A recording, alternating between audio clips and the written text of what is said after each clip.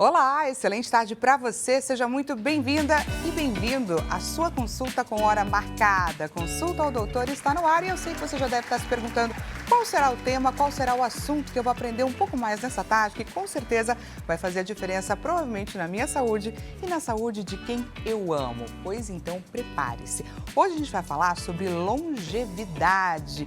Estamos sim vivendo mais, mas a grande questão aqui é como a gente pode viver melhor, viver com qualidade de vida. Afinal de contas, autonomia é fundamental com o passar dos anos. E a grande questão é que quando o tempo passa, a nossa massa magra começa ali silenciosamente a declinar e ela é de extrema importância. É um grande investimento que a gente deve fazer para garantir, é claro, a nossa mobilidade. Então, neste primeiro bloco, a gente vai focar, é claro, o nosso bate-papo na importância de cuidar da nossa massa muscular, de que forma que a gente deve fazer isso para prevenir ou controlar as dores articulares. E no segundo bloco a gente vai falar a respeito da alimentação, porque ela é sim uma grande potencializadora, um grande recurso que a gente tem para investir mais na nossa massa muscular. Vem com a gente! Você lembrou de alguém a quem essa nossa consulta é de extrema importância? Estamos em transmissão ao vivo pelo site que é www.hittv.com.br. Já entra e compartilha o nosso link de transmissão e encaminha para quem você considera que vai se beneficiar aqui com o nosso bate-papo. Por falar nisso, essa consulta foi marcada para você. Entra lá no nosso WhatsApp e encaminha para a gente ou a sua dúvida ou o seu relato pelo 0 Operadora 11 3337 5886. E temos a nossa clássica enquete já acontecendo lá no nosso Instagram. Lembrando, quando estamos divididos por blocos, a gente tem aí duas enquetes com um tempo de duração reduzido. Então já entra para participar da nossa primeira enquete que vai aparecer agora na sua tela. João Capellini, excelente tarde para você. Coloca para a gente, por favor, a primeira enquete no ar. Instagram, aonde você deve entrar, @consulta ao doutor HitTV. Qual desses fatores você acredita que mais ameaça a sua autonomia ao longo dos anos? Falta de força muscular, você tem sentido uma falta de força? Medo de se movimentar por causa das dores? Sedentarismo no dia a dia, se você se considera uma pessoa sedentária, clica nessa alternativa que é a terceira. Ou todas as alternativas, caso você se sinta representado por todas elas. Combinado? Para a gente começar aqui o nosso bate-papo, deixa eu te apresentar quem é o primeiro convidado deste primeiro bloco, que já está aqui pronto para compartilhar com a gente todo o seu conhecimento na tela. Vamos conhecer mais sobre o Carlos Sedano, ortopedista. Atua na área há 30 anos, movido pelo amor ao cuidado e por acreditar no papel da medicina na recuperação das pessoas. Também é reconhecido por participar ativamente da formação de novos médicos e residentes, tendo como principal desafio equilibrar a assistência de alto nível, liderança, responsabilidade e ensino, é claro, de qualidade. Carlos, seja muito bem-vindo aqui ao Consulta ao Doutor. Muito obrigado, Dani. É um prazer estar aqui. Obrigado pelo convite. Olha só, existe uma idade que já é possível a gente prever que uma pessoa está tendo problemas de mobilidade ou pode vir a ter problemas de mobilidade? Na maioria dos casos não é muito fácil fazer isso, porque no jovem, na criança, tá tudo ótimo em geral, né? Tá saudável, pulando, correndo. A gente pode ter algumas dicas que vai haver um problema de mobilidade, por exemplo, olhar para os pais, para os avós, ver como que eles estão, isso indica uma tendência genética, mas a genética não é tudo, existem também os hábitos. Os problemas de mobilidade vão ser uma questão multifatorial, como a gente chama. Existe uma tendência genética, mas também vai ter uma série de hábitos ao longo da vida que vão fazer com que esse problema seja mais grave ou até que não apareça. Alguns casos, por exemplo, em crianças, em jovens que têm alguns problemas, mesmo em adultos jovens que têm alguns problemas ortopédicos, isso já vai ser uma predisposição para um problema de mobilidade futuro. Então, por exemplo, um jovem que teve uma infecção articular, que levou a uma destruição da cartilagem articular. Esse caso a gente já pode prever que vai haver um problema de mobilidade futuro. Uma sequela de uma fratura que ficou com uma deformidade, a gente vai prever num caso desses. Algumas doenças, por exemplo, existe uma doença chamada doença de Perthes, onde ocorre uma necrose da cabeça femoral e acaba se deformando. Então a gente já sabe que vai futuramente haver um problema de mobilidade, se não houver naquele momento, vai haver mais tarde. Mas a grande maioria das pessoas, a gente não tem como ter uma previsão tão assertiva. E olha só que bacana que você está trazendo para a gente, porque eu tenho certeza que passa pela nossa mente, né, de que problemas, questões articulares, problemas de mobilidade vão surgir lá na frente. Você está trazendo aí questões que podem existir no jovem, certo? Sim. Fraturas, né? Quem tem criança em casa sabe que muitas vezes essa criança pode vir a se machucar, fraturar, quebrar um braço, quebrar uma mão, né, um dedinho, uma perna, enfim. Isso daí já é um indicativo de uma dor articular lá na frente? Ou existe um caminho que eu posso fazer ao longo da vida para prevenir? Não é uma garantia. Tá, A grande não é uma maioria das garantia. fraturas na criança, elas vão consolidar, existe uma remodelação do osso e a criança fica ótima. No adulto, essa remodelação é mais discreta ou não acontece. Então, uma deformidade vai ficar. Mas as mais graves, as fraturas mais graves para comprometer futuramente a mobilidade são as fraturas que a gente chama de interarticulares, ou seja, elas ocorrem dentro da articulação. Você tem uma fratura e um desvio da superfície onde o osso se articula com o outro osso. Essas sim costumam causar sequela com uma grande frequência. Entendi. E agora, então, indo para o caminho mais comum, né, que seria o passar dos anos e a chegada aí dessas dores articulares, né? Por que as pessoas costumam reclamar? Qual que é a composição corporal que vai sofrendo aí o desgaste do tempo e que pode vir a levar a esse quadro? Falando em dores articulares, podem ter diversos motivos, né? Mas o que a gente sempre pensa em primeiro momento é a artrose.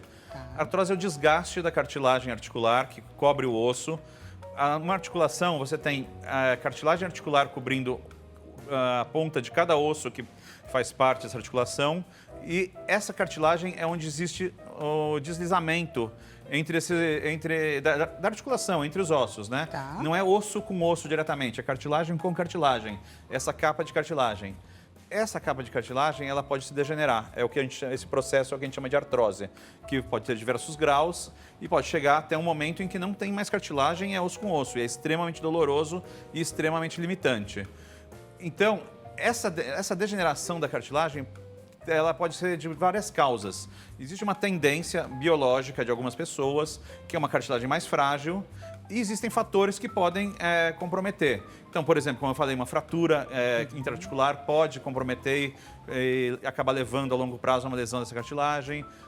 O sobrepeso, uma alimentação inadequada, infecções também, como eu mencionei. Então, diversos fatores podem comprometer a qualidade dessa cartilagem articular. A grande maioria das artroses que a gente vê não são secundárias a nenhuma fratura, nenhuma infecção, mas um processo degenerativo crônico que vai acontecendo porque essa cartilagem foi sobrecarregada. Então, assim, ela é mais comum em pessoas com sobrepeso ou com muitas atividades de impacto que acabam sobrecarregando essa cartilagem. E tem a tendência genética, como eu falei. E a artrose, ela pode surgir, é claro, pelo envelhecimento. Em qual idade, assim, ela é mais comum? Ela começa a aparecer e de que forma que ela já dá os seus primeiros sinais para a gente conseguir ajudar quem está nos assistindo a identificar esse comportamento? Quando ela não tem um motivo como esses que eu citei antes, quando ela é uma artrose primária, ou seja, uma artrose realmente relacionada ao envelhecimento, ela vai começar geralmente na 5ª ou 6ª década de vida e vai se agravando com o tempo. Então, a partir de uns 50 anos, ela começa a se tornar mais comum, tá? Às vezes um pouco antes, então na 5ª década, entre os 40 e 50, já pode começar. A principal sintoma dela vai ser a dor. Vai começar a ter dor. Em alguns casos... Essa dor na mão, por exemplo, que o João Cabellini está trazendo aqui para o nosso bate-papo, é um local onde a artrose pode surgir? Ela pode surgir principalmente em quem tem intensa atividade manual. E a gente pode ter artrose de qualquer articulação da mão, Tá. Mas uma que é muito comum hoje em dia é a risartrose, é a artrose do polegar. Ela acontece bem aqui, na base do metacarpo, que é esse primeiro osso do polegar. E ela está muito relacionada com a atividade manual. Então, hoje em dia, a mania das pessoas é digitarem o celular assim, Olha né? aí. Então, nossos polegares são bem Eu sobrecarregados. já ia puxar uma profissão, mas nós vivemos aí nessa era dos celulares e esse nosso comportamento pode vir a levar a uma situação como essa. Exatamente. Falando em profissão, muitos ortopedistas mais antigos falavam que era a doença da costureira, que movimentava muito. Mas hoje em dia, isso não é mais uma exclusividade, não. Aliás, nunca foi, mas hoje menos ainda. Olha só, gente, que bacana. E quais são os exames que são determinantes? Ou essa condição, por exemplo, está mais na anamnese entre o que o paciente relata para o médico? Não, não é só anamnese. A gente faz uma suspeita clínica, lógico. A clínica é super importante, você tirar a história adequada do paciente, você examiná-lo, você vai observar espessamento das articulações, você pode sentir atrito nas articulações. Às vezes o próprio paciente, além da dor, refere que sente um atrito. Por exemplo, no joelho, a hora que ele mexe, ele sente como se tivesse areia lá dentro. Isso daí, ou então alguns estalos, ou dá um salto na articulação. Isso daí tudo pode ser sinais de uma artrose se desenvolvendo. Mas assim, é fundamental fazer um exame de imagem. Então o raio-x, na grande maioria das vezes, é suficiente. Já vai mostrar pra gente a artrose. Se você quiser uma coisa mais fidedigna, você vai partir para uma ressonância magnética, que vai mostrar a cartilagem com mais detalhes. Então, assim, o raio-x ele mostra pra gente basicamente o osso. Só que quando a gente vê um raio-x, a gente vê um espaço entre os ossos, que corresponde onde está a cartilagem, que não aparece. Esse espaço no raio-x, quando você tem artrose, vai diminuindo. Ele vai até o momento que o osso encosta no osso. Então, o raio-x, na grande maioria das vezes, ele é o suficiente para fazer o diagnóstico. Perfeito. Você que sofre aí com alguma dor articular, não perca a oportunidade de tirar a sua dúvida aqui com o doutor, combinado? DDD 11 3337 5886. E quais são as alternativas de tratamento, né? Você estava falando sobre os graus. Imagino que as opções de tratamento acompanhem aí o grau de seriedade, né, de gravidade Sim, da doença. existem muitas possibilidades, né, de tratamento. Nas fases mais iniciais, a gente utiliza um pouco de fisioterapia para controle da dor, fortalecimento com a fisioterapia também, porque o fortalecimento é um fator protetor para a articulação. E à medida que essa artrose avança, a gente tem outros recursos. Então a gente pode fazer uma infiltração articular com corticoide ou ácido hialurônico. Hoje em dia está sendo feito muito. Hoje em dia a gente tem muita oferta, a gente tem muitas alternativas de ácido hialurônico no mercado com excelentes resultados que prolongam a longevidade dessa articulação bastante, por muito tempo. Qual é o tempo de duração, assim, de uma infiltração com ácido hialurônico? Geralmente, a gente fala a cada 6 meses a 1 ano. Tá. Depende muito da gravidade, dos sintomas. Então, às vezes, a gente infiltra e passou 6 meses, mas não chegou ainda em 1 ano e o paciente já está tendo dores de novo, a gente já faz uma nova infiltração. Mas fica nesse período, geralmente, entre 6 meses e 1 ano a infiltração.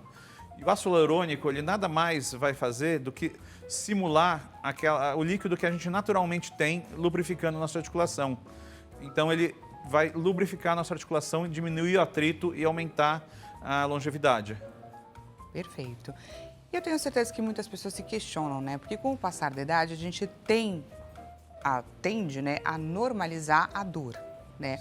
Obviamente, a gente sempre repete aqui, dor não é natural, dor não deve ser normalizada, é um sinal indicativo de que algo não vai bem. Mas como que a gente separa uma dor que é esperada, né, por um sedentarismo, de repente, e quando ela é patológica de fato? Assim, quais são as considerações que a gente tem que levar? Na verdade, a dor é sempre um sinal de alerta. Tá. Então, alguma coisa está errada. Então, por exemplo, um sedentarismo já não é uma coisa adequada. A gente vai tentar corrigir isso e orientar e estimular esse paciente a fazer uma atividade física. Perfeito. Em alguns casos, quando a artrose é mais avançada, essa atividade física vai ser mais limitada. Pode ser que a gente indique, por exemplo, numa artrose de membro inferior, fazer essa atividade física dentro da água, para tirar o efeito do impacto e da gravidade. Então, isso é muito ajustado de acordo com o local que o paciente está com algum problema, o local que o paciente está com uma patologia e com as características do paciente. É individualizado esse tratamento. É muito importante que ele seja, né? Porque cada um tem a sua condição, principalmente se levar em consideração a idade, se é um homem, se é uma mulher, enfim. Além da artrose, quais são as outras condições que podem vir a estar associadas a essa dor articular? Bom, diversos motivos podem afetar uma articulação, né? Então, você pode ter doenças inflamatórias, por exemplo, reumatismo, artrite reumatoide. Reumatismo é um termo genérico, né, que engloba um monte. A mais conhecida seria a artrite reumatoide, mas tem outras. A própria perda da massa muscular e a fraqueza vai levar a mais dor para fazer os movimentos e as atividades. Perfeito. Essa sarcopenia, né, que é a perda da massa muscular, em que fase da nossa vida que ela começa? Porque a gente sempre fala aqui, né, ela é tão silenciosa, em mulheres é diferente dos homens, a menopausa interfere, não é, doutor? A menopausa interfere. A sarcopenia, na verdade, é uma perda severa de massa muscular, né? A perda de massa muscular, ela começa a acontecer depois que a gente ficou adulto, passou de uns 30 anos, a gente tem uma tendência já a perder massa muscular. Já começou o processo de envelhecimento. A partir dos 30, viu, gente? Até Essa antes, realidade... tem alguns Olha só. geriatras que defendem que depois de uns 20 e poucos anos a gente já está começando o nosso processo de envelhecimento e de perda de massa. E a perda de massa pode ser tanto óssea quanto muscular. As duas têm que ser prevenidas. Por quê? Porque quando chegar lá na frente, se você fez a prevenção, você na quinta, sexta década de vida, quem fez a prevenção não vai estar com uma osteoporose, enquanto quem não fez pode estar com uma osteoporose ou pode estar com a sarcopenia e com a grande perda de massa muscular. Então, quanto antes começar essa prevenção, melhor. A gente vai entender por onde caminha essa prevenção, mas antes eu queria entender com relação ao sedentarismo. Tem pessoas que costumam dizer assim, eu não pratico atividade física, vivi minha vida inteira assim, sempre foi desse jeito, nunca tive problemas com isso. Isso é um mito ou é uma verdade? Tem pessoas que realmente podem permanecer imunes ao longo da vida sem praticar exercício físico ou tem uma hora que a conta chega de alguma forma e isso é cobrado?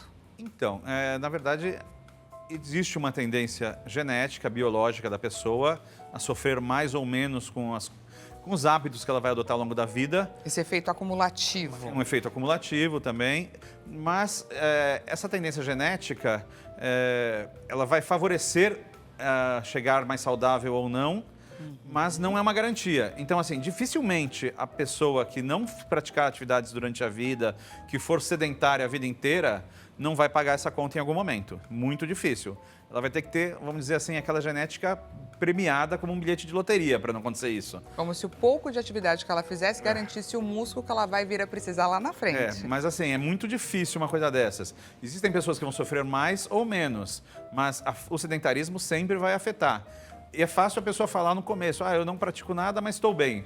Mas em algum momento essa conta chega. Perfeito, já ficou alerta, viu, pessoal? Caso você se encaixe aí nesse perfil da pessoa sedentária, nunca é tarde para você mudar, não é? Eu vou dar um exemplo que não tem a ver com a minha área, mas que acho que fica bem ilustrativo. Existem pessoas que nunca fumaram na vida e que têm câncer de pulmão. Existem pessoas que fumam a vida inteira e não têm câncer de pulmão. Mas é muito mais frequente o câncer de pulmão e outras doenças respiratórias em quem fumou. Exatamente. Temos participação da nossa audiência. Vamos então para a primeira participação do público na tela. Quem participa é Esley Siqueira. Esley, seja muito bem-vindo mais uma vez aqui na sua consulta com hora marcada de Goiânia. Boa tarde para você também. Minha mãe tem 86 anos, olha só o relato do Wesley. Já teve fraturas, inclusive na cabeça do fêmur, há 2 anos. Hoje voltou a andar, graças a Deus, não é verdade? Mas tem artrose grave nos joelhos. Sou o cuidador dela e gostaria de orientações sobre o que posso fazer em casa para ajudar nesse fortalecimento e na mobilidade. Wesley, grande beijo para você. Muito obrigada pela sua participação. Olha, assim, a princípio, para ela, assim, lógico que eu estou falando de um caso que eu tenho uma informação muito limitada. Sim, sim. Mas, de modo geral, eu indico para esses casos fortalecimento, musculação, fisioterapia. Na verdade, eu começo com a fisioterapia e esse fortalecimento é feito na fisioterapia. Também se usam os aparelhos para ajudar a aliviar a dor. Podemos usar o ácido hialurônico, no caso da artrose, como eu falei.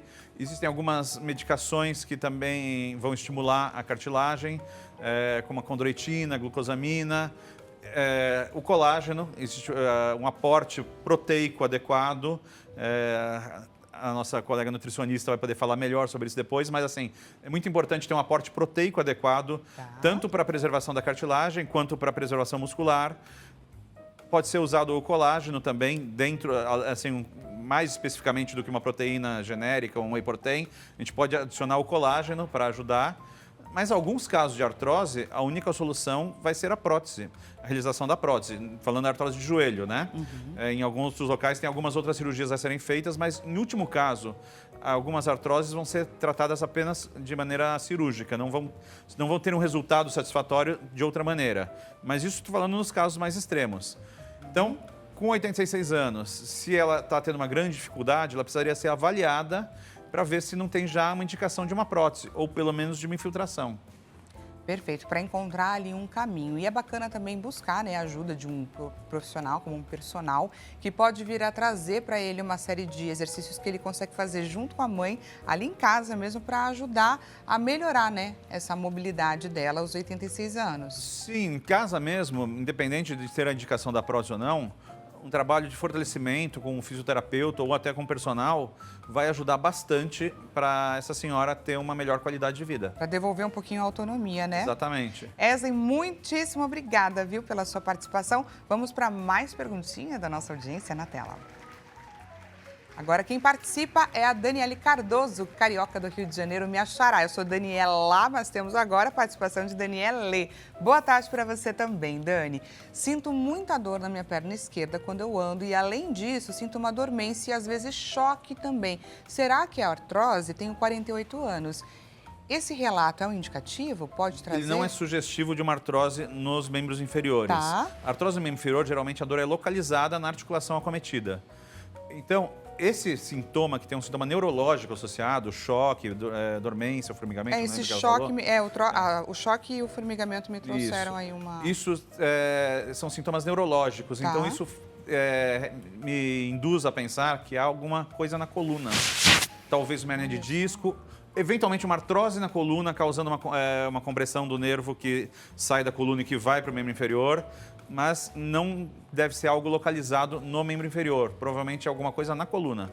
Às vezes é um reflexo só, né? Ela está sentindo um reflexo de uma dor que pode vir da coluna. Exatamente. A compressão do nervo, ela pode acontecer em outros níveis depois que ele sai da coluna também. Pode haver a compressão dentro de musculatura, pode haver outros pontos de compressão, mas esse sintoma dela é fortemente indicativo que está havendo uma compressão de nervo em algum local, mais provavelmente na coluna. E olha que bacana, então, esse alerta aqui do doutor para você, Dani, para que você busque orientação médica. Porque às vezes o que a gente acha que não é, e só alguém com instrução, com conhecimento para trazer aí para gente o nosso diagnóstico. Então não perca a oportunidade, que aí a partir de então você consegue fazer o seu tratamento adequado, combinado? Agora eu queria trazer um tema polêmico aqui para o nosso bate-papo, que é com relação ao aumento do uso das canetinhas emagrecedoras, porque saíram diversos estudos que pontuaram que ela pode vir a trazer um emagrecimento rápido com perda de massa muscular. E aí a gente tem um grande problema, não é, doutor? Sim, porque o objetivo de emagrecer é perder massa gorda, nunca perder massa magra. Esse é o objetivo do emagrecimento saudável. As canetinhas, né, o Ozempic, Mounjaro acho que é comprimido, né, não é uma canetinha, mas tem o anterior, o Saxenda. Todos esses, eles vão causar uma redução do apetite, essa pessoa vai comer menos. Então, assim, não será só no caso dessas canetinhas. Qualquer dieta altamente restritiva, mesmo que sem uso desses medicamentos... Que leve esse emagrecimento rápido demais. Exatamente, vai ter esse efeito.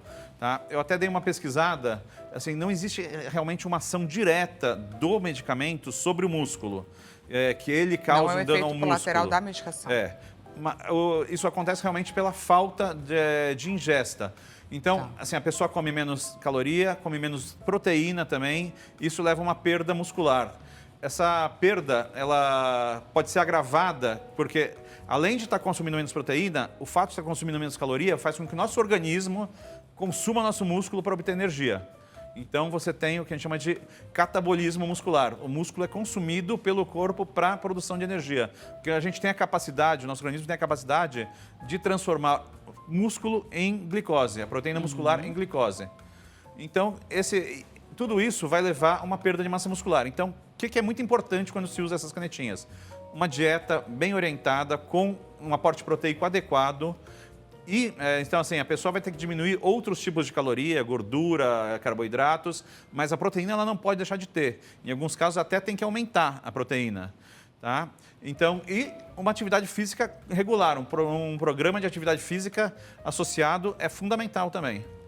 Tem muita gente que pensa que esse tipo de recurso é um recurso que vai, sei lá, diminuir a sua necessidade de praticar exercício, de investir numa dieta e muito pelo contrário. Precisa de acompanhamento e precisa, sim, seguir uma dieta adequada, individualizada, focada para o seu emagrecimento, porque elas são muito boas no tratamento da obesidade, né, que é um fator também bastante decisivo com relação às dores articulares. Sim. Mas sem a orientação você pode acabar investindo também numa outra questão lá na frente, não é, doutor? Sim, você acaba tendo um ganho com a perda de massa gorda, mas você vai ter uma perda de massa magra, então você vai ter um problema secundário aí. Então, é importante fazer a prevenção disso a hora que for usar um medicamento desses.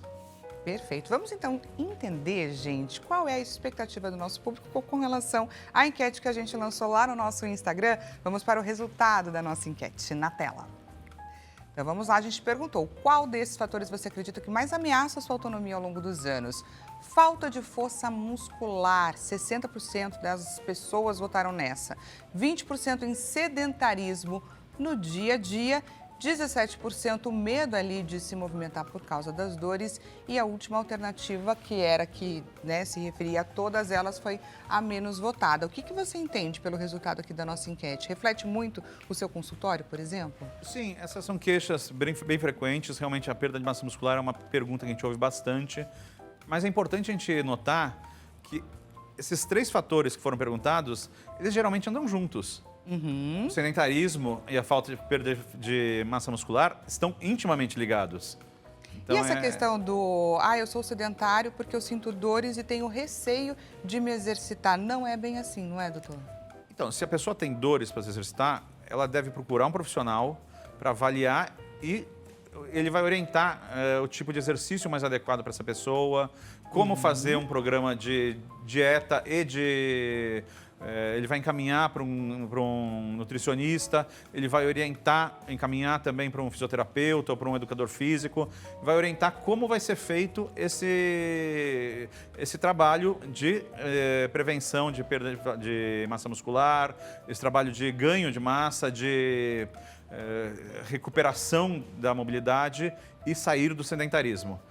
Quer dizer, não é uma desculpa, eu sinto desconforto, então eu fico sedentário. Não, tem muitas alternativas e a longo prazo o sedentário vai ter mais dores do que o não sedentário. Dicas aí anotadas, gente. E assim, quando a pessoa traz um relato de falta de força muscular, fica sempre aquela sensação, principalmente quando ela está associada, é claro, ao envelhecimento. Eu consigo voltar a minha força mesmo com a idade avançada? Sim, a massa óssea, a perda de massa óssea é muito difícil reverter. Tá. Então, mas mesmo assim é importante a atividade física para prevenir que ela continue acontecendo. Que ela continue para desacelerar. né?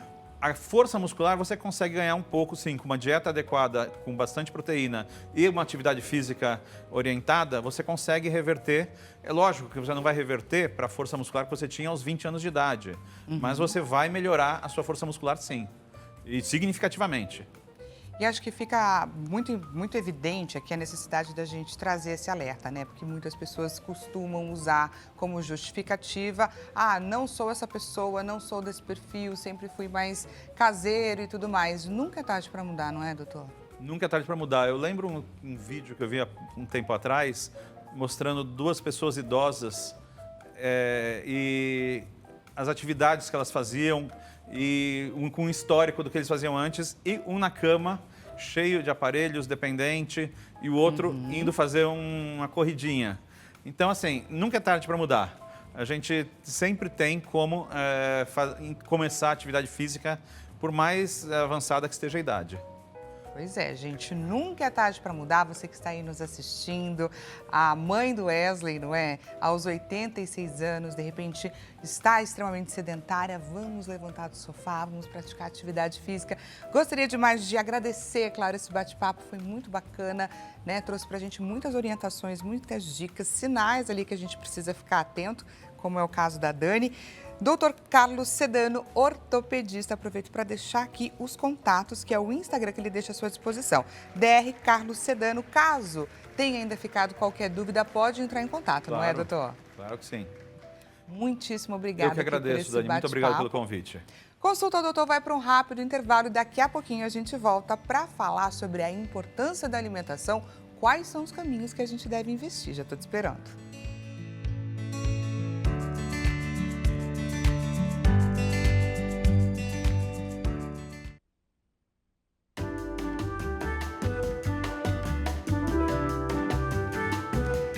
Que rápido, não? Seja bem-vinda e bem-vindo mais uma vez. Consulta ao Doutor está de volta. Caso você tenha acabado de chegar, o bate-papo hoje a respeito da longevidade, da importância da gente investir na nossa massa muscular. Pois é, a nossa poupança de músculos, esse é o nosso grande investimento. No primeiro bloco, a gente falou sobre esse assunto, mas com relação às dores articulares, que muitas vezes algumas questões podem vir a surgir quando a gente é jovem, e aí a gente precisa ficar ainda mais atento para prevenir lá na frente essas questões. E claro, né, para quem sofre com essas dores, a gente trouxe aí caminhos. Caso você tenha perdido, este programa estará disponível aonde? No Hit Play, no seu aplicativo e também lá no YouTube. Combinado? E agora a gente vai então investir no bate-papo na importância da alimentação. A gente fala aqui diversas vezes, mas falar nunca é demais, afinal de contas, muita gente às vezes ainda não sabe o quanto é importante a gente investir nas nossas escolhas, né? Em fazer melhores escolhas. Se você lembrou de alguém a quem esse bate-papo agora é importante e interessante, nós estamos em transmissão ao vivo pelo site que é www.hittv.com.br. É só correr e compartilhar o nosso link de transmissão. Também te convido a você participar aqui dessa consulta, tira com a gente a sua dúvida, traz o seu relato, qual é a dieta que você já fez, o que você sentiu a partir dela, o que você acha que você precisa investir, qual é o caminho. Tira a sua dúvida e aproveite, porque esta consulta foi marcada com todo carinho para você. DDD 11 3337 5886 e temos mais uma enquete aguardando pela sua participação. Aonde? Nos stories lá no nosso Instagram, @consultaodoutorhittv. Diretor, coloca pra gente, por favor, a nossa enquete, a segunda enquete na tela. Quando o assunto é alimentação no dia a dia, qual alternativa te representa? Queremos sim a sua verdade. Priorizo proteínas em todas as refeições. Como bem, mas sem planejamento. Foco mais em emagrecer do que em nutrir. Ou como que dá, sem muita atenção aí à qualidade. Tá ali na correria do dia a dia, come o que dá, o que aparece na sua frente, aquilo do jeito que, da forma que der, do jeito que for. Enfim, se for essa a alternativa, entra lá e clica na quarta. Combinado? Deixa eu te apresentar quem é a convidada que já está aqui pronta para compartilhar com a gente todo o seu conhecimento. Na tela. Ela é a Rosiane Gomes, nutricionista. Olha só, gente, com 9 anos de experiência na área, apaixonada pelo exercício físico e também pelo cuidado com a saúde. Acredita que escolhas inteligentes no dia a dia transformam vidas e tornam metas mais acessíveis. Atua com foco em emagrecimento e esporte com uma abordagem prática e individualizada. Defende que comer bem não precisa ser complicado, ajudando pessoas a emagrecer, ter mais energia e também viver de forma saudável e sustentável. Rose, seja mais uma vez bem-vinda aqui no Consulta ao Doutor. Obrigada, Dani. Boa tarde. Obrigada. Excelente tarde para você. Queria começar, gente, trazendo um dado aqui do IBGE que, olha só que interessante, a nossa expectativa de vida tem aumentado a cada ano. Atualmente, dados que saíram agora em 2025 e se referem a 2024, estamos vivendo aí, em média, 76 anos e 6 meses. E olha só a tela que a gente preparou para mostrar a evolução da nossa longevidade, que tem aumentado a cada ano. Olha só a tela. A expectativa de vida agora, então, em 2024, 76 anos e 6 meses. Em 1940, gente, 45 anos. E aí eu queria entender, Rose, qual a importância da alimentação nesse contexto? As pessoas estão mais conscientes, será? Acredito que com o desenvolvimento da ciência, o desenvolvimento das pesquisas, a gente fez com que essa idade permanecesse um pouco maior, a gente vai melhorando cada vez mais. A questão da alimentação também e a prática do exercício físico está virando um hábito comum. Se você for ver, hoje em dia as pessoas estão querendo praticar mais exercício físico. Ok, às vezes pela questão mais estética do que saudável, mas a prática do exercício físico hoje está mais efetiva. Não num todo. Hoje em dia a gente também tem uma grande dificuldade da prática do exercício físico com os adolescentes. Então a gente vai ter que buscar novamente esse público para que isso vire uma prática. Por isso que os adultos e o nosso caminho mais idoso, eles estão praticando um pouco mais. Mas é uma balança, né? Às vezes pratica mais, às vezes pratica menos. Mas acredito que essa conscientização da melhora da alimentação vem melhorado a cada dia mais. E eu ia até comentar, né, porque para quem vai em academia, frequenta parques, vê, né, que o público da melhor idade marca presença ali, né? Exato, exato. Acho que é essa maneira de pensar no autocuidado e pensar na longevidade, como o doutor estava falando. Como é que vai ser essa minha velhice? Como é que vai ser essa minha autonomia na minha velhice? Eu vou conseguir fazer minha prática sozinha? Eu vou depender de alguém? Então, hoje tem essa consciência um pouco melhor. O adulto, o mais idoso, ele está procurando realmente a prática do exercício físico, melhorar a alimentação.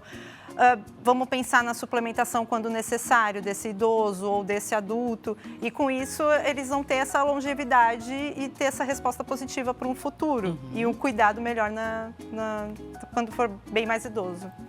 E olha só, gente, o desafio então ficou muito maior, praticamente dobrou. Não é? Porque enquanto a gente fala sobre viver mais tempo, é importante a gente ficar atento. Quem vive mais tempo está ali mais suscetível a ter doenças, a ter dores, a ter diversas questões. E aí o papel da alimentação nesse contexto é enorme. Tem muita gente na adolescência que costuma, né, se jogar ali nos industrializados, né, comer com não muita consciência, comer mais por prazer do que por necessidade, pensando menos em alimentar, nutrir o corpo. Só que essa conta pode vir a chegar lá na frente, não é, Rose? Da mesma forma que a modernidade trouxe respostas positivas com o avanço da saúde, da tecnologia, veio o avanço dos industrializados, dos embutidos, dos açúcares, das gorduras, do ficar muito tempo na tela do celular, do ficar muito tempo na frente do computador. Vamos colocar a nossa juventude, eles ficam mais tempo... Antigamente as pessoas brincavam mais, praticavam mais exercício físico. Hoje em dia isso é muito mais, isso é muito menos praticado. Então acaba realmente trazendo, às vezes, esse consumo na frente da TV, consumo de alimentos industrializados. É aquela coisa, a tecnologia ela veio para facilitar, mas aí algumas pessoas usaram de forma negativa. Aí a gente tem que fazer esse balanceamento e trazer essa resposta mais positiva para o corpo. Porque assim como a gente falou, pessoal, no primeiro bloco, e a gente torna a repetir agora, a perda de massa muscular é um fato. O doutor comentou que ela começa ali já a partir dos 20 e poucos anos, depende muito do perfil de cada pessoa, mas o destino é o mesmo, não é verdade? E as mulheres, nós aqui, sofremos um pouquinho mais, não é? Normalmente, a partir dos 30 anos, a gente começa a perder massa muscular. Ainda vem a questão da alimentação, né? Tem até na enquete perguntando se a gente come proteína o dia todo. A gente tem que fazer essa regularidade, mas a gente não pode pensar em um único nutriente. A gente tem que pensar num todo. Olha aqui a Rose, gente, participando. O avatar da Rose aqui. Que bonitinho. A gente tem que imagem pensar de João Capellini. Bonitinho, a Nutri já. A gente tem que pensar num todo. A gente tem que pensar nessa alimentação de forma equilibrada num todo. Tanto na oferta proteico, carboidrato que as pessoas acabam restringindo e diminuindo a energia para praticar o exercício físico e fazer com que aquela proteína seja efetiva na massa muscular. A massa muscular é a melhor poupança que a gente pode fazer pela longevidade. Não tem como.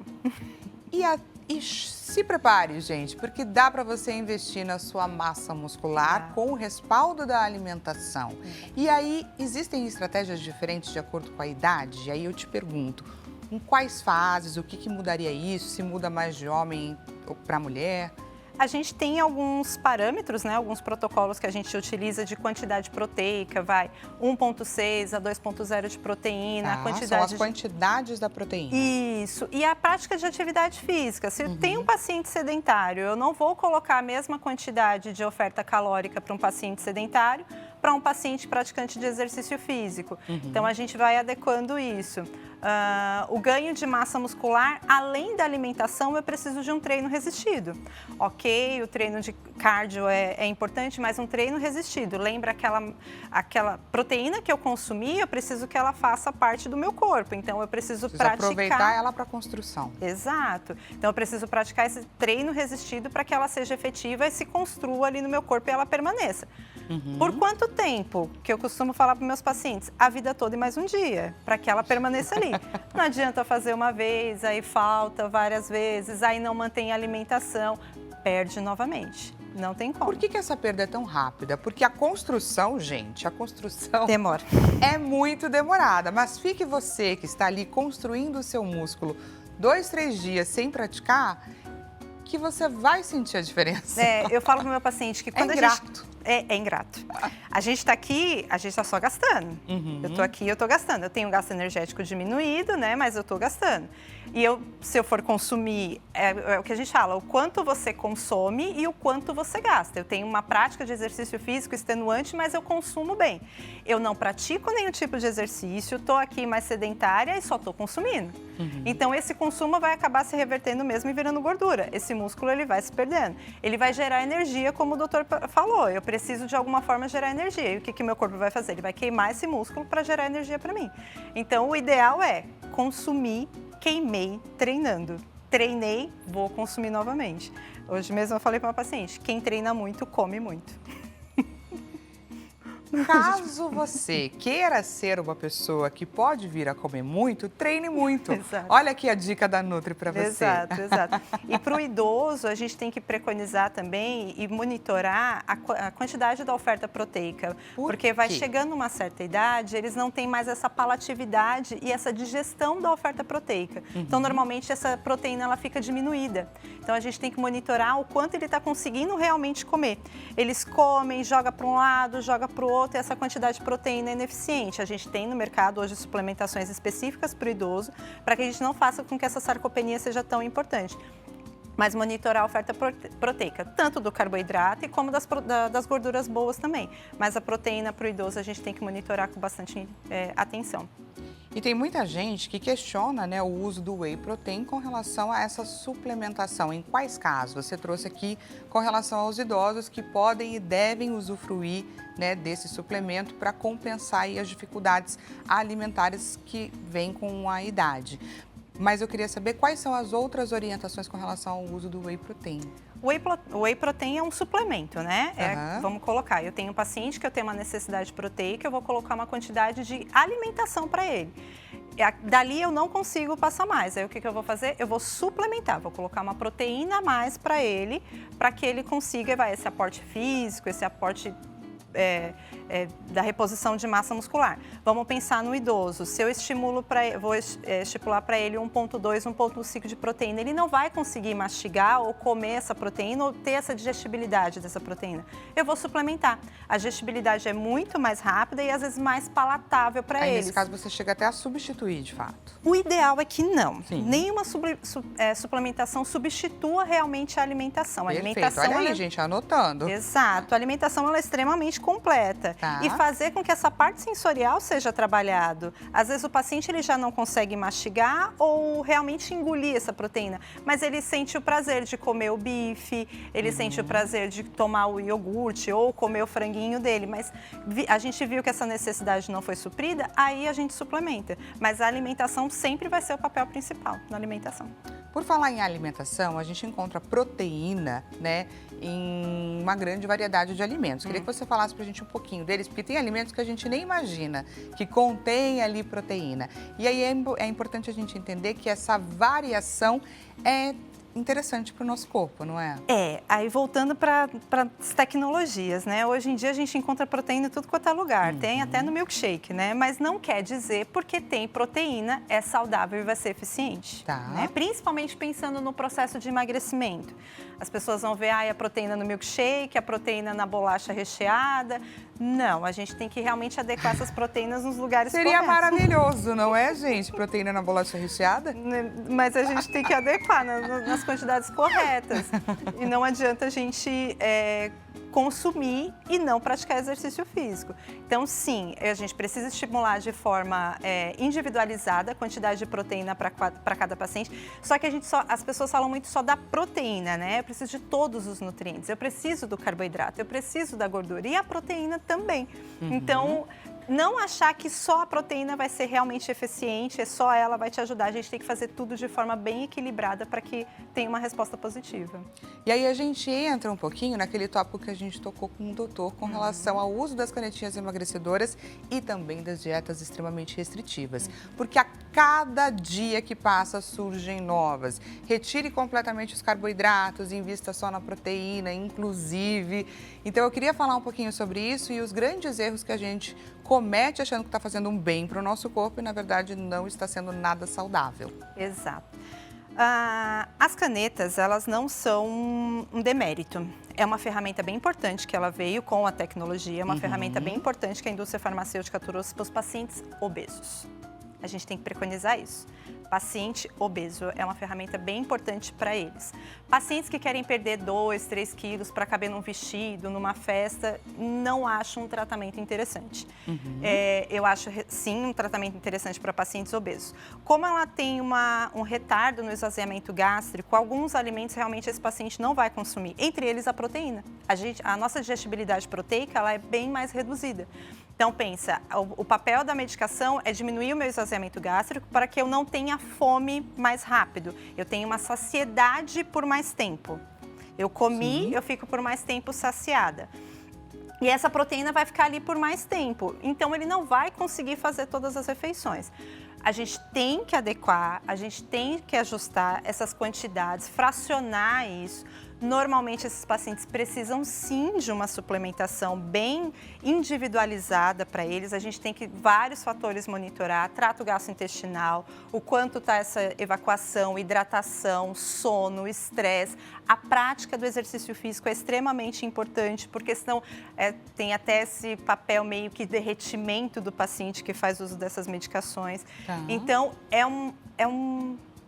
como é que eu posso dizer? É uma ferramenta muito importante, mas ela precisa ser cuidada com muito carinho para que a gente não tenha respostas negativas nesse paciente. Como uma ferramenta e não uma alternativa mágica que vai te resolver sem que você precise, de fato, investir também na alimentação e prática de exercício. Tem que ser tudo individualizado, a gente tem que pensar na individualidade do paciente e já mesmo na absorção, na digestão desse paciente, o quanto ele consegue consumir. Dietas extremamente restritivas também não vai causar tantos benefícios para o corpo. A gente tem que pensar que o nosso corpo é adaptativo.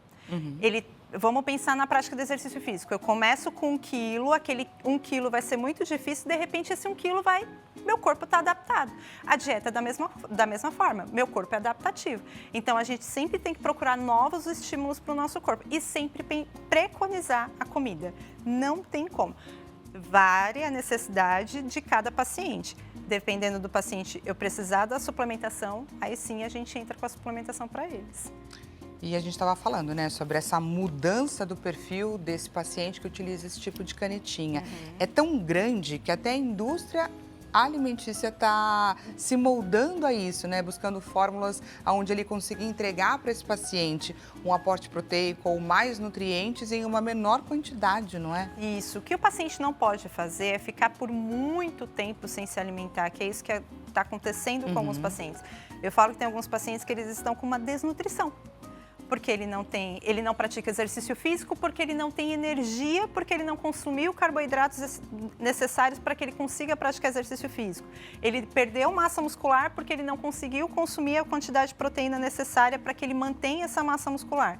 Então, é importantíssimo o uso dessa medicação junto com o acompanhamento nutricional, para que a gente consiga perder o que a gente precisa perder e ganhar o que a gente precisa ganhar.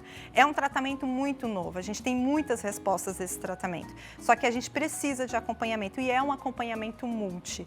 E uma outra coisa também que eu gosto de frisar, que não é um tratamento barato, não está disponível para todo mundo e a gente tem que tomar muito cuidado com as coisas que tem por aí. Tem as canetas falsas, que pode trazer respostas negativas. Então, junto com o médico, junto com a nutricionista, para que a gente consiga adaptar e melhorar a resposta desse paciente e que realmente ele consiga. Qual é o objetivo? Perder peso. Só que a gente tem que pensar que, além do perder peso, a gente tem que manter o peso perdido. Então, durante o uso dessa caneta, que a gente consiga estabelecer metas, que a gente consiga mudar a rotina, que a gente consiga mudar o ambiente, que a gente consiga mudar um todo para que essa resposta seja efetiva e duradoura. Não sempre ter que ficar procurando novas estratégias para esse processo de emagrecimento, que não é fácil. Não é fácil. E nunca vai ser mesmo com recurso. Por isso, gente, sempre a gente frisa aqui a importância de você buscar o acompanhamento médico. Gostaria só de puxar aqui um pouquinho do nosso bate-papo com relação à obesidade, porque temos números significativos ainda, principalmente quando a gente olha para as nossas crianças. E a grande questão é que quando a gente fala sobre a obesidade infantil, é preciso que os papais, que as mamães se atentem ao que eles estão oferecendo, né? Qual é a oferta, que produto é esse, porque senão essa conta vai ficar difícil de fechar lá na frente. É o que eu falo para os meus pacientes, até mesmo no processo de emagrecimento. A gente tem que pensar no nosso entorno, né? Não adianta, a gente fala que a gente tem um ambiente obesogênico. Se essa criança, ela nasce, ela cresce no ambiente obesogênico, ela vai trazer isso para a vida adulta. Pensa, se a criança ela tem em casa a oferta de bolachas, macarrão instantâneo, açúcares e gorduras, e vamos pensar na inatividade dessas crianças, que hoje em dia elas não brincam mais na rua, elas não jogam bola. Então aqui, ó, gente, no celular junto com a gente. É muito difícil você ver crianças realmente praticando exercício físico como era de forma efetiva todos os dias. Salvo pontual, isso acontece. E aí, o consumo alimentício é bem errado. Então, é mudar realmente o entorno para que essa criança seja um adulto, não precisa ser um adulto obeso ou um adulto 100% saudável, mas que ele consiga controlar e deixar essa alimentação mais linear. Porque muitos dos nossos hábitos começam lá na infância. Então, papais e mamães, se atentem a esse comportamento. Vamos juntos conferir o resultado da nossa enquete. Pois é, gente, já estamos chegando ao fim. Na tela. Quando o assunto é alimentação no dia a dia, a gente perguntou qual é a alternativa que te representa. Vamos ver se o pessoal foi honesto. 47% como bem, mas sem planejamento. 36% prioriza proteínas em todas as refeições. Olha aqui, aplausos, né? Para essa segunda. 12%. Foco mais em emagrecer do que em nutrir. Tem gente aqui sendo honesta, sim. 5%. Como que dá sem muita atenção? O que você tem a dizer sobre esse perfil aqui que se moldou? Olha, o comer bem sem planejamento eu acho que é o mais normal, né? Não é normal e também não é o que vai dar resposta positiva. Que as pessoas acabam, minha colega fez essa dieta, eu vou copiar. Fulano fez isso daqui, eu vou copiar. Aí entra no platô. Eu não consigo emagrecer mais, eu não faço mais. Aí lembra do corpo que ele é adaptativo? Ele se adaptou àquilo. Então a gente precisa procurar outros estímulos para que a gente continue tendo essa resposta. A questão da proteína em todas as refeições, vem daquela mesma coisa, tudo que tem proteína é nutritivo e vai me fazer bem. Não é bem assim. Não é bem assim, a gente precisa fazer isso de forma individualizada. Realmente a proteína dividida durante o dia, ela é bem satisfatória para o nosso corpo. Mas até que eles estão bem, eles estão indo bem, até bem... honestos, como você disse. E agora, no final do ano, é a maior dificuldade das pessoas, né? Elas dão um bug e querem comer tudo, mas dá pra gente manter o cuidado com a alimentação. Dá não, é preciso manter o cuidado com a alimentação. Rose, muito obrigada pela sua participação. Obrigada. Espero que você aí do outro lado da telinha tenha gostado, queira conhecer um pouquinho mais do trabalho da Rosiane Gomes, nutricionista especialista em emagrecimento, estética esportiva e hipertrofia. Deixamos à sua disposição o Instagram, Rose Gomes Nutri. Muito obrigada pela sua companhia, desejo a você um excelente restinho de tarde, viu, pessoal? Um excelente final de semana também. Até mais.